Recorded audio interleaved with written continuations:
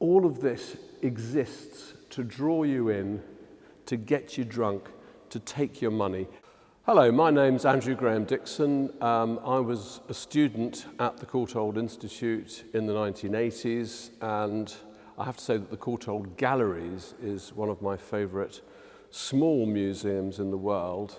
And here we are in the room that, for my money, contains possibly the greatest gathering of works of art made in France in the circle of the Impressionists. I can't think of a room that contains more wonders than this one, with its Monets, its Cézannes, its Van Goghs, and the picture I've chosen to talk about, which for me is one of the greatest paintings in the world, Edouard Manet's Bar at the Folies-Bergère, a painting of what Baudelaire called modern life.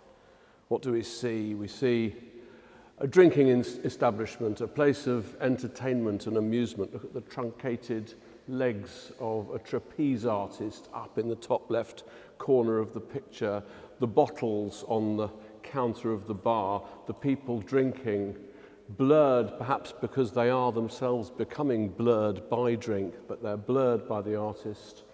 There's this sense of entering a kind of cave of modern chaos, a place where people come to get drunk, a place where they come to meet members of the opposite sex, a place where they possibly come to pay for sex. That's the implication in this rather disquieting detail on the right-hand side of the painting, not entirely spatially logical, but here we see the lady who's going to serve us a drink in reflection, actually talking to her customer, who seems to have a kind of urgency about him that suggests more than a gin and tonic, please.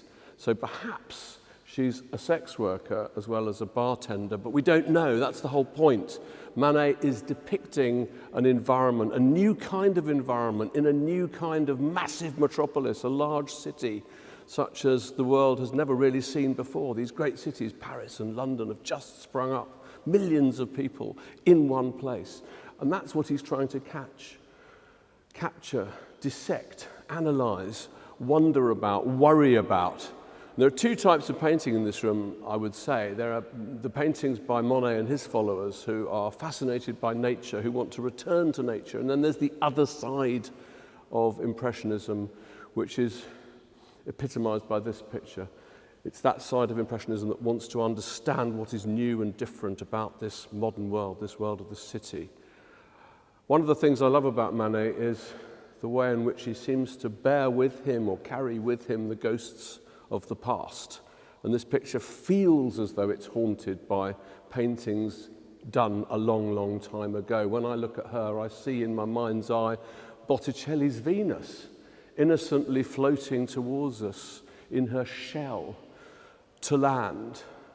She's like Botticelli's Venus, but she's a disenchanted version of that same figure. That's what Manet does when he makes these comparisons. He gives you another version of a purer form of painting from the past in order to point out how dark and dangerous the modern world is. Look at what nature's become in this picture. It's become a bowl of tangerines, or a crystal bowl of tangerines. It's become this rather cramped, small, ungenerous vase which contains just 2 roses. Everything else in here represents, I think Karl Marx would have been interested in this picture, everything else in this picture represents the machinations of capitalism. What's being done here is, this is the making of money. Look at the way the champagne bottles gleam and sparkle. There's even, this is global capitalism, because there's even a Bass bottle for sale. There's brandy, there's absinthe, the poison that's killing the absinthe drinkers, painted by Degas in another famous picture of the city. All of this exists to draw you in, to get you drunk, to take your money. Everything in this space is for sale. It's a fantastic painting. It's as if all of Dickens's novels of London have been transplanted to Paris and squeezed into a single painting. It's just, every corner of it, I'm sure you could write a novel from or tell a story from, but, what a thing. Anyway, If I keep going about this picture, I can go on forever because it's so wonderful, but do come and see it for yourselves here at the Courtauld Galleries. It's well worth it.